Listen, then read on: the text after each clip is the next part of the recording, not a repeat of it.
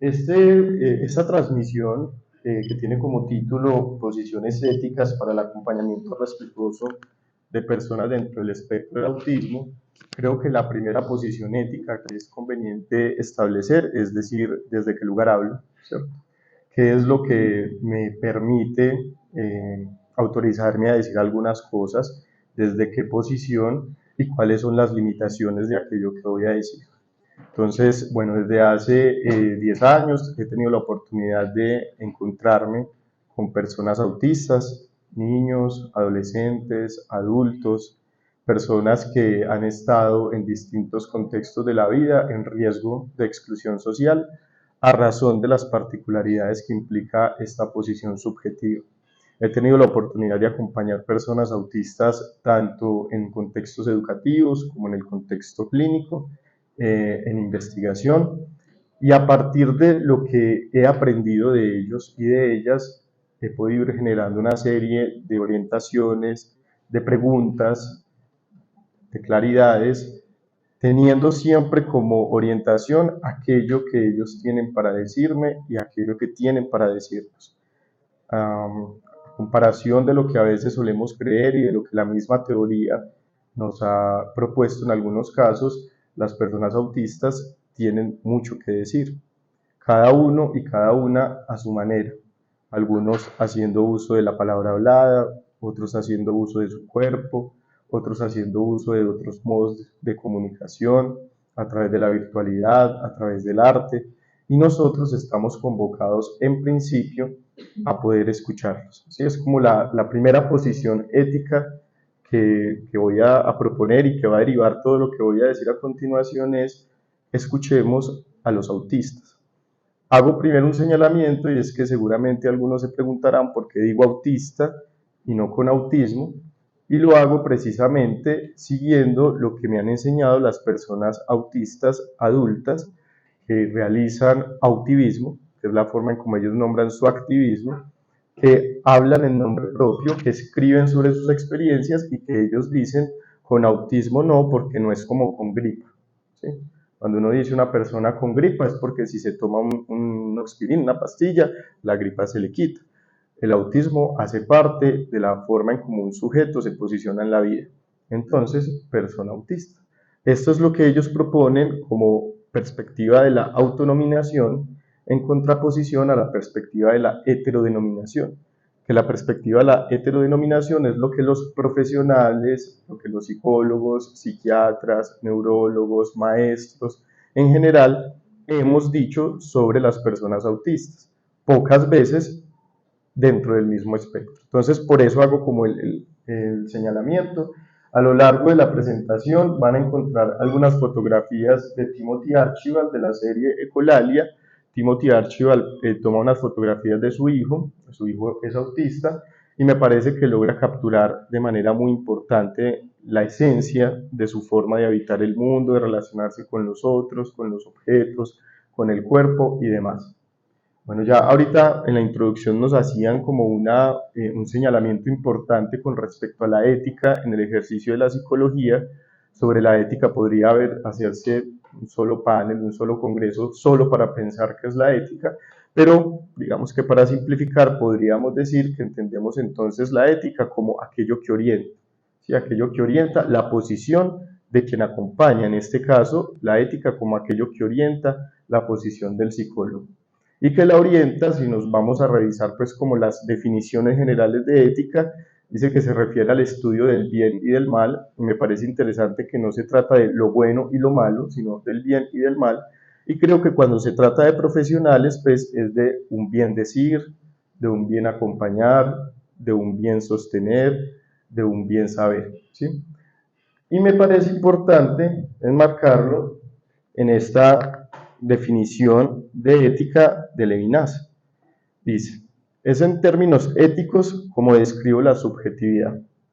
La ética aquí no viene a modo de suplemento de una base existencial previa.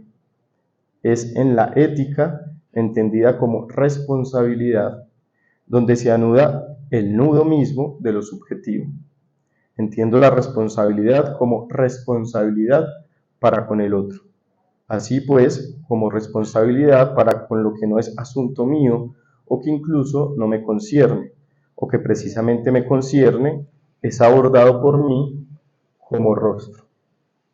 Entendemos entonces, si nos orientamos por Levinas, la ética como esa posición en la cual yo me hago responsable de mi relación con respecto al otro.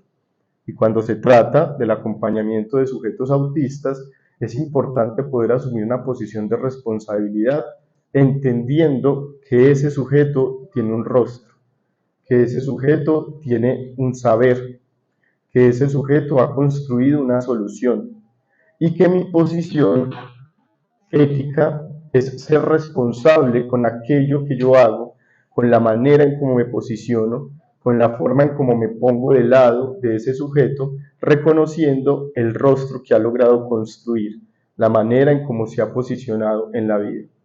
Si no nos asumimos desde una postura ética, podemos terminar actuando como el mito, la historia del lecho de Procusto. ¿Lo han escuchado?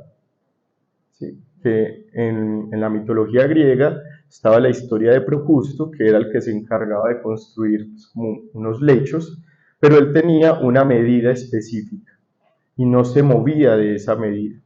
Entonces, si llegaba una persona más larga que la medida de su lecho, él no modificaba el lecho, le cortaba las piernas a la persona para que pudiera caber en el lecho.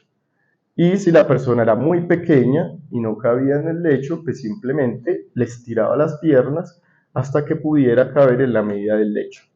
Cuando no asumimos una posición ética, cuando no somos responsables ante el rostro del otro, ante la posición singular del otro, podemos terminar siendo como Procusto, obligando a que el otro quepa en nuestras medidas, obligando a que el otro quepa en nuestras formas de concebir el mundo. Acá en la universidad soy coordinador de un semillero de investigación, el semillero Pesquisa, con algunos estudiantes que algunos están por acá, gracias por venir. Hemos venido pues como pensando la relación entre autismo y educación y ha sido muy interesante. Ayer se unió una nueva estudiante al semillero y cuando se presentó nos dijo, bueno, me uno al semillero porque me interesa el tema, porque soy autista. Y escuché, no estudia psicología, estudia otra carrera, que en este espacio no piensan el autismo desde una manera patológica, sino que entienden el autismo como una forma de estar en el mundo, con las dificultades que eso puede implicar, con los retos que eso puede implicar, pero en todo caso no una mirada de entrada deficitaria, ¿sí? ¿Qué es lo que a veces nos pasa con las poquitas cosas que leemos sobre autismo en nuestra formación como psicólogos? Normalmente lo poquito que leemos sobre autismo en nuestra formación como psicólogos es en psicopatología, en psicología evolutiva y en clínica con niños y adolescentes. ¿Qué imágenes surgen de ahí? El autismo es un asunto de niños que solo tiene que ver con la escuela y que tiene que ver con una enfermedad mental. Todas imágenes que nos impiden ver lo otro que implica el autismo, ¿sí? Más allá de la mirada psicopatológica, más allá de la infancia y más allá de las paredes de la escuela. Sabemos que en la práctica de la psicología en Colombia hay unos principios éticos y que esos principios éticos se orientan en principio a respetar y a sostener la dignidad humana como fundamento de todo principio.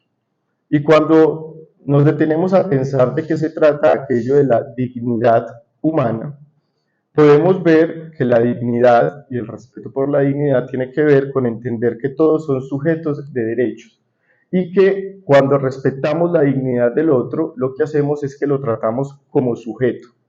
Un trato indigno con respecto al otro implica que lo tratemos como objeto, ¿sí? No sé si ustedes han tenido la oportunidad de escuchar, conversar, leer sobre autismo desde la perspectiva y la experiencia de las personas autistas.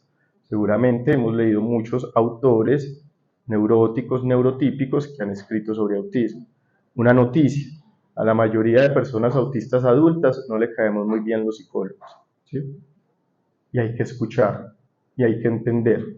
Y cuando acá en la universidad hemos invitado, por ejemplo, a la presidenta de la Asociación de Autistas de Colombia, cuando hemos tenido la oportunidad de conversar con ellos, lo que nos dicen es, algunos de ustedes no nos gustan porque nos tratan como objetos, porque no se permiten preguntarnos lo que pensamos, lo que sentimos, lo que nos pasa con las intervenciones que realizan, porque asumen que no tenemos nada para decir con respecto a nuestras formas de usar el cuerpo, de relacionarnos con los objetos, de vincularnos con la norma, de habitar los espacios, y porque lo que hacen con sus intervenciones es buscar que nos parezcamos a ustedes. ¿Sí? Eso es un asunto que es muy importante que tengamos ahí, digamos, como en el horizonte. Lo que señala, lo que denuncian, lo que nos indican las personas autistas cuando hablan de su experiencia en procesos terapéuticos, en procesos clínicos, es lo que ustedes han pretendido hacer con nosotros es que nos parezcamos a ustedes. Y la medida del éxito que han establecido es que tanto podamos parecernos o no a la forma en cómo ustedes habitan el mundo. Ahorita pensaremos un poco sobre las consecuencias que eso ha tenido para la misma existencia de las personas autistas. Y sabemos que hay unos principios que, digamos, están como orientando nuestro quehacer como psicólogos, de no maleficencia, de que lo que hagamos no tenga efectos nocivos para el otro. Pensamos eso en lo que sabemos, en lo que conocemos, en lo que creemos sobre las intervenciones que realizamos hoy con personas autistas. Se espera que haya una noción de justicia que dé lugar al reconocimiento de la propia posición que cada sujeto establece, de lo que requiere, de lo que le hace falta, de lo que le conviene. Este es fundamental, principio de autonomía. Preguntémonos, ¿damos lugar a la autonomía de las personas autistas cuando realizamos intervenciones con ellos? Yo trabajé durante un tiempo en una institución educativa en la que había varios chicos autistas. Algunos de ellos iban a intervenciones a otros lugares. Recuerdo una madre muy preocupada porque decía, es que el niño cada vez que va a esa intervención se orina y lo dejan todo el día orinado. Entonces, hacemos una reunión con los profesionales de ese lugar, con la familia, y la respuesta que se da es que se está orinando por caprichoso. Y lo dejamos orinado para que así aprenda que si le incomoda sentir los orines en su cuerpo, lo que tiene que hacer es no orinarse más. ¿Sí? Ahí hay una consideración de autonomía con relación al otro. Nos sentimos por lo menos capaces de considerar como autónomo a aquel que no usa la palabra de la misma manera que nosotros, aquel que no usa la palabra hablada, aquel que habita el lenguaje de una manera diferenciada como nosotros lo habitamos. Consideramos la noción de autonomía cuando nos acercamos a un niño de 4, de 5, de 6 años que no soporta mirarnos a los ojos, que no soporta intercambiar la palabra con nosotros, que grita cuando lo tocamos. ¿Sí? Consideramos la autonomía ahí. Y finalmente la beneficencia, que aquello que hagamos esté orientado realmente a generar condiciones favorables para quien acompañamos. Leamos Personas autistas. Les presento una de mis escritoras favoritas, la llevo a todos lados porque es una de las personas que más me ha enseñado sobre autismo. Es Donna Williams, es una mujer autista, docente, educadora especial, escritora, poeta, y tiene algunas autobiografías. Ella se inventó este concepto, autobiografías, que son las biografías escritas por personas autistas. Donna Williams dice lo siguiente: una mujer de la clase contempló, sentada en silencio, cómo yo perseguía a un angelito de diente de león arrastrado por el viento. Donna, tú eres diferente, ¿verdad?, me preguntó. Eso creo, le dije. ¿Cuánto de diferente?, me preguntó como en secreto, mirando hacia otro lado. Plantéatelo así, le respondí. Soy una cultura que busca un lugar donde pueda ocurrir. Una posición ética es entender lo diferente, y esa es la apuesta ética que propone Levinas, ¿sí? La responsabilidad con la diferencia que el otro implica. Reconocer el rostro en el otro es reconocer la diferencia de la alteridad que él significa. Si yo entiendo a Donna Williams como una mujer trastornada, una mujer con déficits, con una mujer enferma, no voy a poder permitirme ver aquello que ella nombra sobre sí misma como cultura. Cultura es códigos, símbolos, imágenes, normas, valores, formas de acercarse al mundo. Hoy en día hay la comunidad autista, ¿sí? Que son personas autistas que se han encontrado en el mundo, principalmente a través de internet y de redes sociales, y que han elegido hacer lazo a su manera, encontrarse a su manera para intercambiar códigos, formas, normas, maneras de relacionarse a partir de lo que para ellos implica su cultura.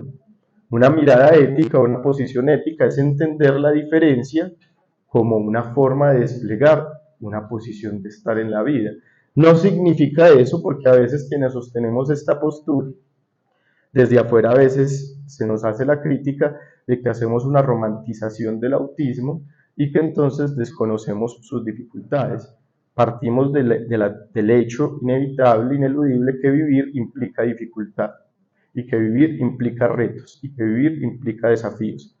Entender el autismo como una forma distinta del humano, una variación del humano, no desconoce las grandes dificultades a las que pueden enfrentarse, no desconoce los grandes retos que deben superar día a día para hacerse un lugar en el mundo, y no desconoce las barreras que la misma sociedad, construida especialmente desde sujetos neuróticos o neurotípicos, genera en su posibilidad de relacionarse con el mundo. A veces los psicólogos hacemos de nuestras teorías dogmas de fe y asumimos que lo que creemos saber sobre el otro es una realidad dada, natural, y peleamos por eso e insistimos en eso, a veces en contra de lo que la misma experiencia nos muestra, ¿sí? No, tú no puedes ser autista porque es que tú tienes pareja, y las personas autistas no se enamoran, no sienten emociones. ¿De dónde sacas eso? Del libro de autismo que leí en la universidad. Yo soy una persona autista y te estoy contando que tengo pareja. Mi forma de vivir en relación de pareja puede que sea diferente, puede que no sea típica, puede que se salga de los caminos de lo común, pero pongo en entredicho ese hecho de propuesto que la teoría te ha permitido construir, desde todas las posiciones en las que podamos construir saberes sobre lo humano, ¿sí? Desde la psicología, desde la psiquiatría, desde los psicoanálisis, hemos caído, digamos, como en los excesos y en los riesgos de invalidar la experiencia del otro, el saber del otro, por poner en principio nuestra teoría que nos sirve de trinchera, que nos sirve de protección y que a veces no permite ser agujereada. ¿Estoy exagerando? Pues miremos a ver si estoy exagerando. A menudo son delincuentes, poco honestos y lunáticos. Corren el riesgo de padecer esquizofrenia, ahí puse esquizofrencia, pero bueno, esquizofrenia, y vivir menos.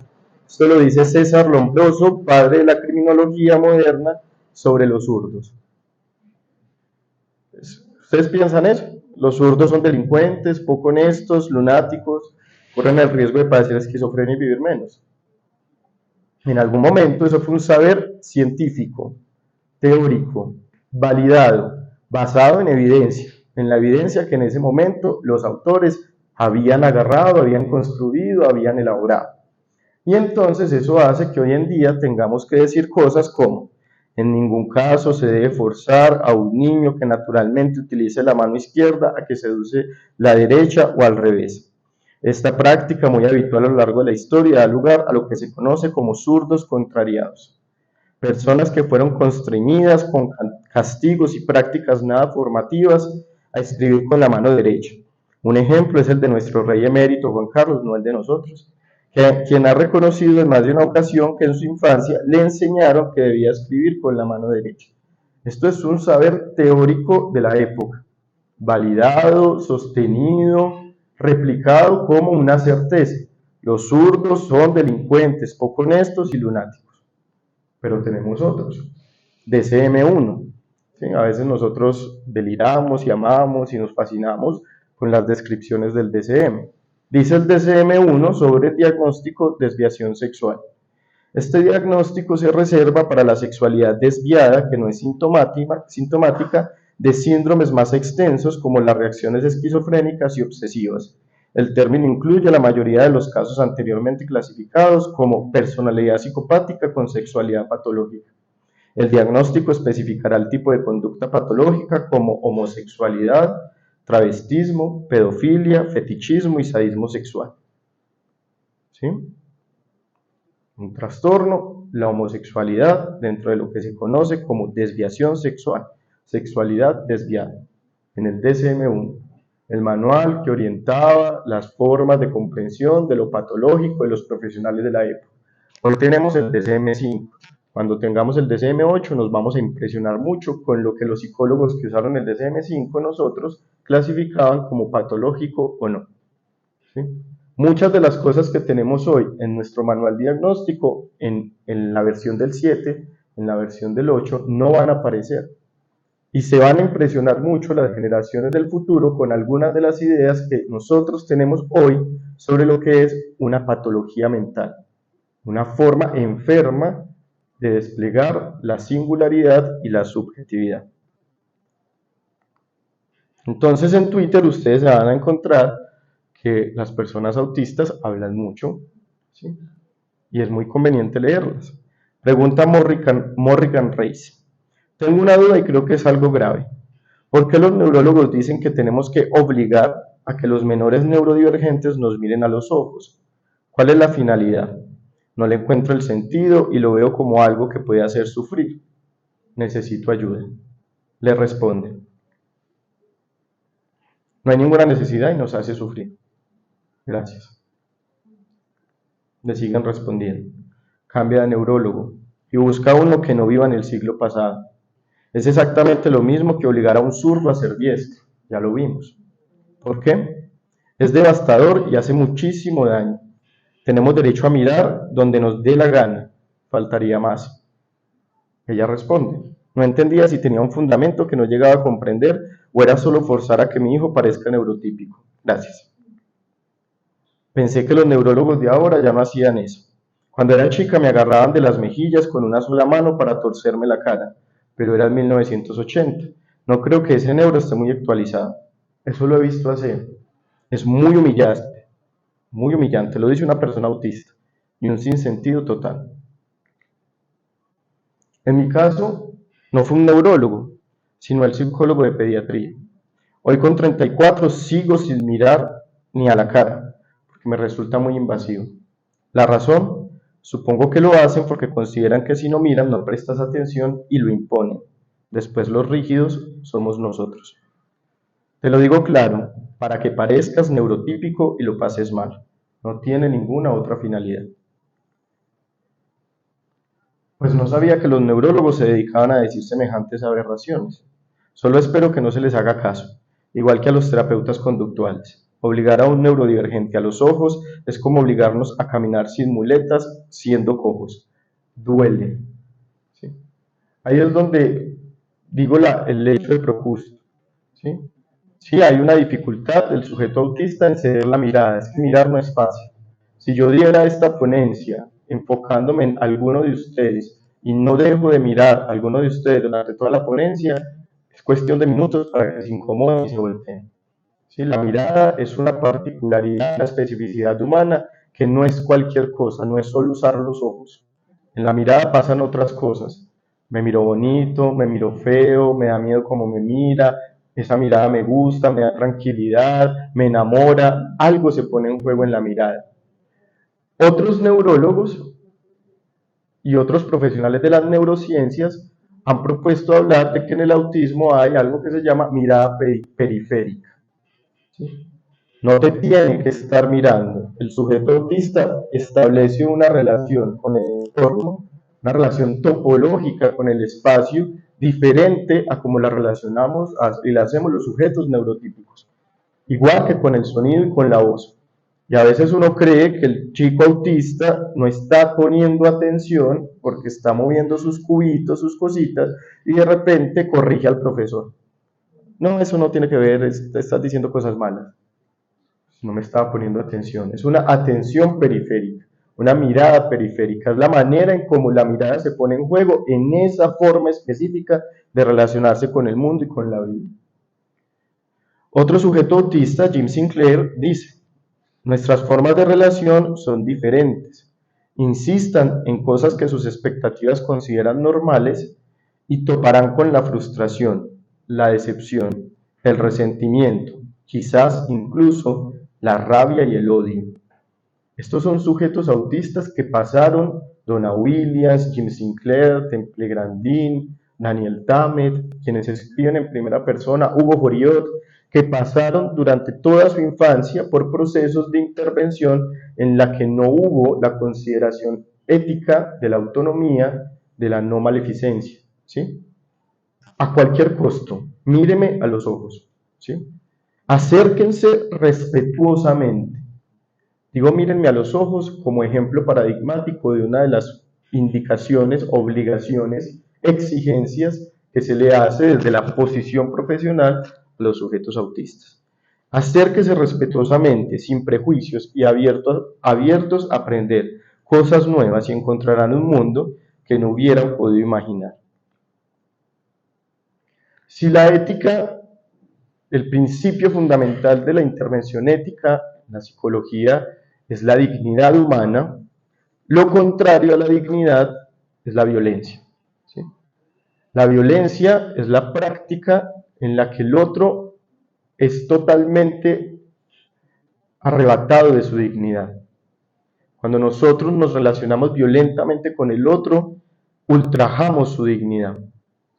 Y violencia implica que en la relación que establecemos con el otro seamos arbitrarios, no demos lugar a que el otro pueda decir algo de su saber, algo de su verdad, no damos lugar a que el otro pueda decir, esta es la manera en como yo me las he arreglado, así he solucionado, así he logrado inventarme formas de sostenerme en la vida, ¿no? De manera arbitraria imponemos una solución, ¿sí? Lo hacemos a la fuerza. Seguramente a una persona neurotípica que le cueste mirar al rostro, nosotros no nos acercaríamos como psicólogos a agarrarles el mentón. Estoy seguro que no lo haríamos. ¿Por qué nos permitimos hacer eso con un sujeto autista? ¿Sí? Es una intervención que sucede a la fuerza y que implica sometimiento. Yo acá me pregunto, haciendo esta presentación, me preguntaba si en el campo del autismo, más que una ética, se trata de una moral.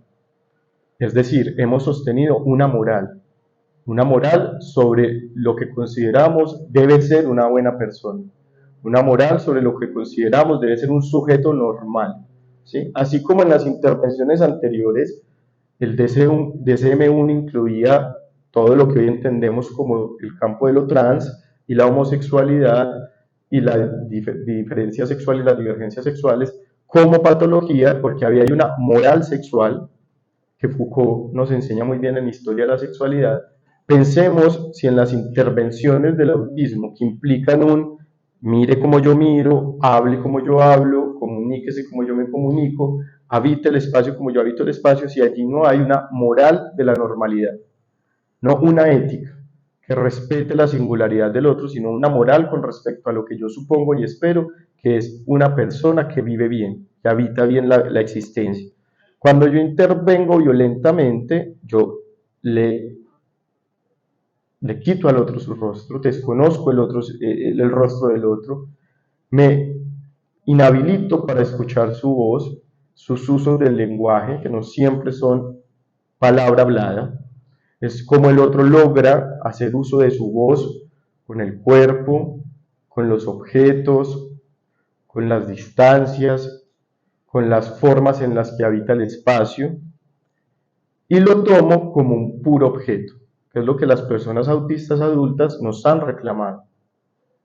Usted no me pregunta, no se pregunta, no da lugar. Hay un asunto, ahorita decían que la ética no es solo el consentimiento informado. Estoy totalmente de acuerdo, porque el consentimiento no es solamente que se llene un papel, el consentimiento es un proceso, ¿sí? Damos lugar al consentimiento del sujeto autista cuando realizamos intervenciones, porque el sujeto autista también consiente a que podamos acercarnos a su forma de habitar el espacio, que consciente a que podamos participar de sus usos de los objetos, consciente a realizar intercambios, ¿sí? Muchos chicos autistas, personas autistas que están en distintos procesos de acompañamiento, eligen con quién y cuándo intercambiar la mirada, con quién y cuándo intercambiar la voz. Eligen. Y eso es dar lugar al consentimiento. Veamos otra persona autista. Caníbal lo serás tú, lo que he tenido la suerte de no conocer. Toallas heladas, equipo de choque, de 2 a 5 contra 1. La fiesta puede empezar. Después del electrochoque, la lobotomía y la camisa de fuerza. Bienvenido al gran ritual del packing. Un niño sin palabras servirá. Se debate, grita, no quiere ir. Podríamos decir, como el caso que les contaba ahora, se orina. ¿Sí? Ballet de los oficiantes que alternan método suave y método duro. Tardará el tiempo necesario, pero por fin helo aquí, tendido, dominado, con los brazos pegados a lo largo del cuerpo. El niño se ve envuelto en paños húmedos y helados. 7 días a la semana durante varios meses, momificado, vendas a 5 grados, cuerpo a 33 durante 45 minutos, más si es necesario. Mientras su cuerpo vuelve a calentarse lentamente, el niño clava su mirada en la de sus verdugos, su mirada habitualmente ausente. Tal vez una palabra salga de su boca fría, su boca muda. El oficiante en jefe dice entonces: ¡qué inmenso progreso! 7 días por semana durante varios meses. Y todo para eso. Peores cosas hay, me diréis. Sí, en Guantánamo. Este es Hugo Joriot, que no nos quiere, no quiere a los psicólogos, porque durante su infancia todo el proceso de acompañamiento que tuvo que realizar estuvo realizado a esto. ¿Cómo extraer de Hugo a la fuerza una palabra? ¿Sí? Y fue muy doloroso. Hugo es actor y logró hablar. El emperador soy yo, lo estamos trabajando en el semillero. Hugo logró hablar cuando encontró que en el teatro podía hacer uso de personajes para enunciar la palabra. Y así era más fácil hacerla circular. Hay muchos testimonios. Les recomiendo también Una vida animada, la historia de Owen Susskind, un niño que durante sus primeros años era lo que se conoce en nuestro lenguaje como no verbal. Son verbales, habitan el lenguaje, ¿cierto? Pero en ese momento no hace uso de la palabra hablada. Y su padre se da cuenta que Owen tiene un interés muy marcado por las películas de Disney. Algunas posturas psicológicas dirán obsesión, y algunas posturas psicológicas dirán quítele la obsesión, porque ve mucho Disney. Lo que hizo el papá de Owen es: voy a ver Disney con él, porque algo encuentra en Disney, algo que lo engancha, algo que lo pone feliz, algo que le hace sentir que tiene un lugar en el mundo. El papá se pone un títere de un personaje de Disney y le dice: Owen está triste. Y Owen le responde con una frase de una película de Peter Pan. Le dice no sé quién, no quiere crecer. El papá dice: algo pasa. Primero se asusta mucho. Habló, sí habla, sabe hablar. Pero algo pasa con Disney. Y lo que empieza a hacer la familia de Owen es a extraer frases de las películas de Disney para establecer un diálogo con él. Hoy en día Owen se asume como coterapeuta de personas autistas usando las películas de Disney. Entonces él hace intervenciones grupales. Él dice: vamos a hablar de la amistad a través del libro de la selva. Entonces ven el libro de la selva, asisten otras personas autistas y hablan sobre ello. ¿Qué hubiese pasado si, pensando desde una posición neurotípica, nuestro lecho de propuesto, hubiéramos dicho: hay que quitarle Disney? Está muy obsesionada. Una paciente autista adulta me decía su interés específico o su interés restringido, como ella lo nombra, es la botánica. Entonces ella, desde niña, la mamá decía, traía ramas y ramas y ramas y árboles, y ese es su interés. Entonces en sesiones ella me habla de botánica y yo aprendo mucho botánica. Y ella me dice un día: Andrés, tan raro. ¿Yo qué? ¿Por qué nadie habla de los intereses restringidos de los neurotípicos? ¿Cuáles serían? El dinero, el trabajo, las mujeres y la violencia. Pues sí, cierto. vaya uno a decirle a un grupito random de hombres en algún lugar que deje de hablar de fútbol, que eso es muy obsesivo. Como a veces nos cuesta escuchar a las personas autistas, pues hay investigaciones, ¿cierto? Entonces hay unas investigaciones que nos dicen que desde ideas de buenas intenciones podemos llegar a ser muy violentos. Investigaciones recientes que nos dicen que intervenciones de moldeamiento de conducta, exclusivamente moldeamiento de conducta, en el que no se tiene lugar a la singularidad del sujeto, en el que no se tiene lugar a su consentimiento, tienen efectos devastadores en la vida adulta de ese sujeto. Puede tener muy buena efectividad, logra responder, logra caminar, logra mirar a los ojos, logra, pero en la vida adulta, trastornos de estrés postraumático, trastornos depresivos, trastornos de ansiedad, todos asociados en la experiencia de esos sujetos a las situaciones vividas en la infancia a través de estas intervenciones terapéuticas. Hay algunas manifestaciones entonces de la violencia que podemos hacer en el acompañamiento de sujetos autistas. En principio, invisibilizar la experiencia subjetiva. Recuerdo que en mi formación como psicólogo alguna vez se nos dijo que el autista no tenía subjetividad. ¿Sí? Entonces, ¿qué hay? Si es un sujeto que habita el mundo, que está tocado por el lenguaje, que elige, un sujeto autista elige sus intereses, elige sus objetos, elige a quién mirar, elige a quién no, ¿qué es eso? Sino subjetividad, invisibilizar la posición singular del autista. Otra vez, Donna Williams dice, ¿será posible que gran parte de la razón por la que estos niños parecen incomprensibles es simplemente que muchas personas no saben lo que es sentirse como ellos?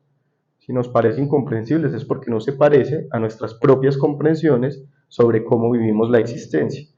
Otra posición violenta es la imposición, ¿sí?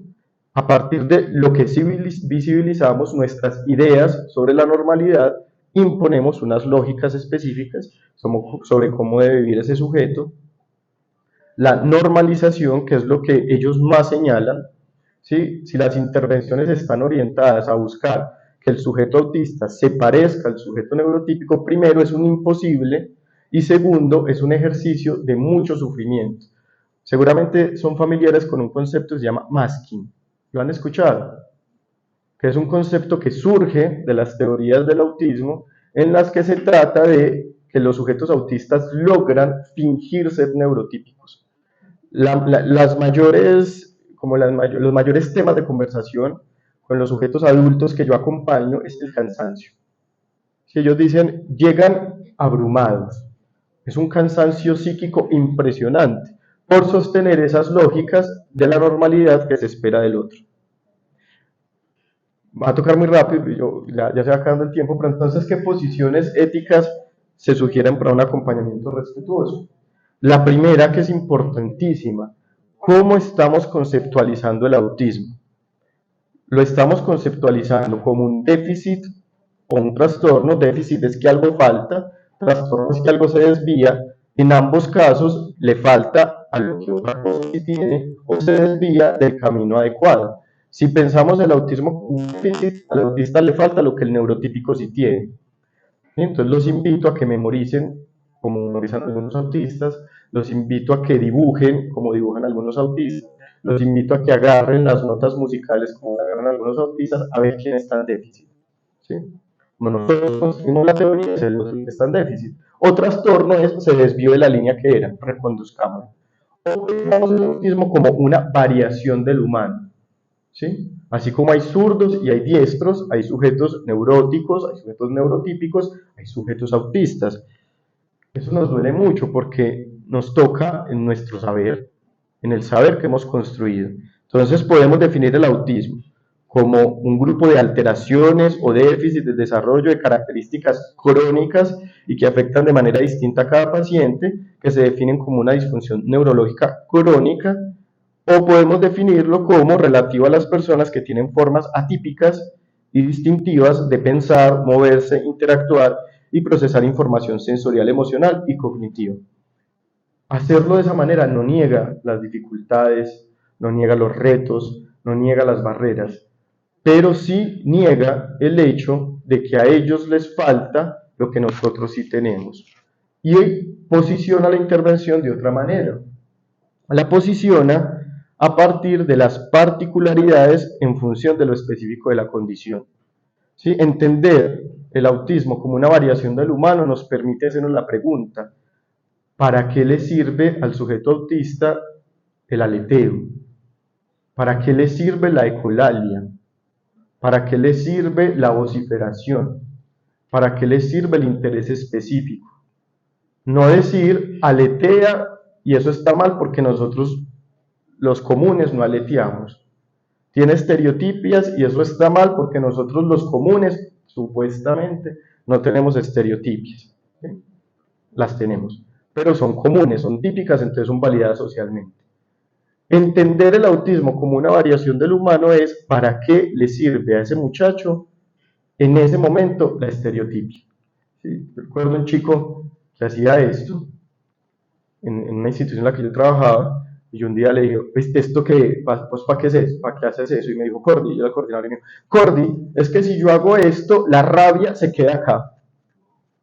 Eso no es muy funcional. Si yo le elimino a él su tratamiento, le elimino a él su solución, ¿qué va a pasar con la rabia? Que se queda acá. ¿Sí? Este es un libro muy bello, se llama La razón por la que salto, de Naoki Higashida. Es un adolescente, ya voy a terminar, es un adolescente autista que escribe sobre preguntas que le han hecho los neurotípicos. ¿Por qué saltas? Entonces él dice: ¿qué crees que pienso cuando estoy saltando arriba y abajo, dando palmadas? Apuesto a que piensas que en realidad no hay nada tras esa expresión de felicidad que refleja mi cara. Sí, los autistas no tienen subjetividad. Pero cuando salto es como si mis sentimientos y mis sensaciones se elevaran hasta el cielo. De verdad, las ganas que me entran de sentirme engullido hacia el cielo hacen que el corazón se me estremezca. Cuando salto, siento mejor todas las partes de mi cuerpo y eso me hace sentir muy, muy bien. Visto desde nuestro lecho de Procusto, ese niño está saltando mucho. Tiene una forma atípica de moverse. Hay que enseñarle, adoctrinarlo a que se quede quieto, porque eso no es adecuado. Y ya para terminar, a propósito de la mirada en los ojos, esta investigación muy reciente, como les gusta mucho, súper basada en evidencia, con muy buen soporte, la pueden revisar, nos indica que las personas autistas no miran a los ojos porque no quieran, sino porque no pueden. Porque hay una afectación identificada a nivel neurológico que hace que mirar a los ojos y sostener la mirada en los ojos de muchos de ellos produzca una afectación fuerte en la regulación de la ansiedad. Entonces a veces creemos que el otro no lo hace porque no quiere, y lo que no entendemos es que en muchos casos como el autismo es porque no puede, y no puede lo mismo que nosotros podemos. Nosotros estamos en déficit con relación a muchos sujetos autistas, muy en déficit. ¿Sí? Ayer una chica nos contaba en el semillero: a mí me da súper bien en los parciales memorísticos porque yo miro el libro y ella decía, le tomo un pantallazo. A mí me queda la información literal. No olvido una sola palabra. ¿Ustedes son capaces de hacer eso? Están en déficit. Hacerse investigador de la lógica subjetiva de cada uno. Simplemente para terminar, esta frase: aunque yo podía memorizar y copiar conversaciones enteras con el acento que usaba la gente en cada una, no respondía cuando me hablaban. Mis padres probaron con ruidos fortísimos junto a mis oídos, sin obtener como respuesta nada más que un pestañeo. Pensaron que era sorda, dice Donna Williams. No lo era. Como no quedaron convencidos a pesar de mi amplio vocabulario, a los 9 años me volvieron a llevar para que me hicieran pruebas. La gente no tenía ninguna noción de lo que era ser sordo al sentido. Por lo que se refiere a los efectos que tiene en la vida de uno, resulta equivalente a ser sordo. Uno no queda privado del sonido, sino del sentido. Y ya, pues resguardar, promover y expandir las intenciones de cada sujeto autista. Quiero terminar con esta frase de Donna Williams: lo importante en la vida es encontrar un lugar donde uno pueda sentirse cómodo y seguro, un lugar que no te acabe fastidiando o use partes de ti y deje que el resto se pudra. Eso es todo. Eso es lo que estamos haciendo. Nuestra posición ética nos da lugar a que hagamos eso con los sujetos autistas. Bueno, ahorita tenemos entonces la oportunidad de conversar. Muchísimas gracias.